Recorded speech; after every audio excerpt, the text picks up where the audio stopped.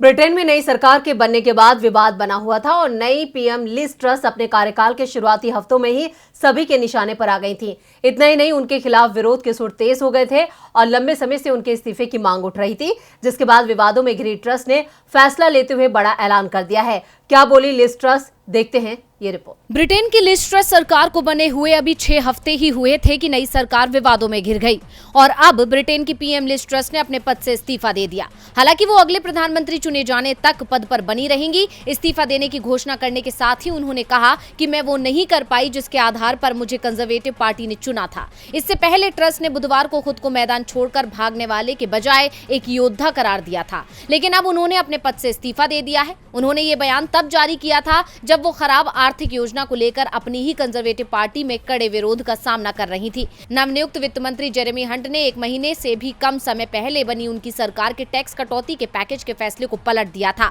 इसके बाद ट्रस ने पहली बार संसद के पहले सत्र में भाग लिया। उन्होंने संसद में माफी मांगी और ब्रिटिश सरकार के प्रमुख के तौर पर अपने छोटे से कार्यकाल के दौरान की गई गलतियां स्वीकार की। और जब ट्रस संसद में बोल रही थी तब कुछ सांसदों ने चिल्लाकर कहा कि इस्तीफा दो। और अब लिज ट्रस के इस्तीफे के बाद विपक्षी दल लेबर पार्टी के केयर स्टारमर ने ब्रिटेन में तुरंत चुनाव कराए जाने की मांग की है। बता दें कि लिज ट्रस के प्रधानमंत्री पद की जिम्मेदारी संभालने के कुछ ही हफ्तों बाद अर्थव्यवस्था के कुप्रबंधन के चलते पार्टी में बगावत शुरू हो गई थी।